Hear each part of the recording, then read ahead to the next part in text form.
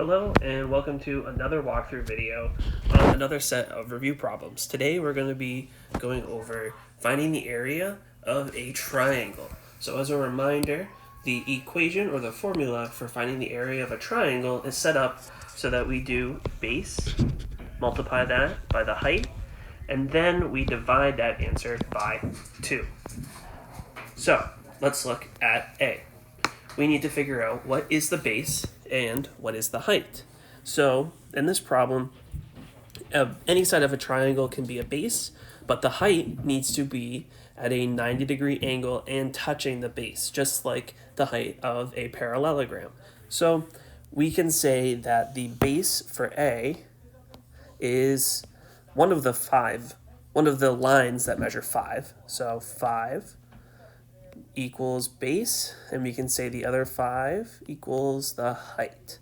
So if we plug that into the first part of our equation, b times h, we get 5 times 5, which is 25. Then we need to take that answer and divide that by 2. 25 divided by 2 is 12 and 5/10, or 12.5 units squared. Either one of those answers will do. Now let's take a look at B. We are given two measurements, 4 and 3.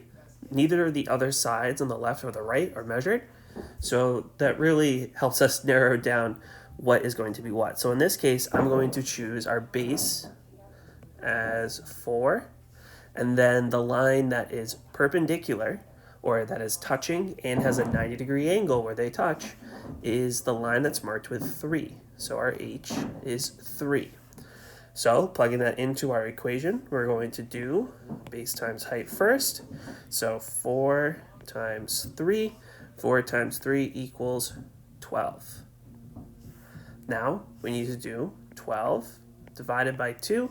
12 divided by 2 equals 6 units squared.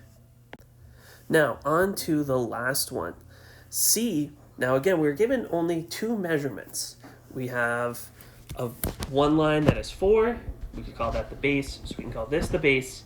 Now, the line that is perpendicular, so it is at a 90-degree angle where it touches, is actually outside of the shape. And remember, that's okay. We can have extensions. If we try drawing a perpendicular line inside of the triangle, like problem B and A, we wouldn't be able to. There's no way. So we have to draw the line outside of the triangle.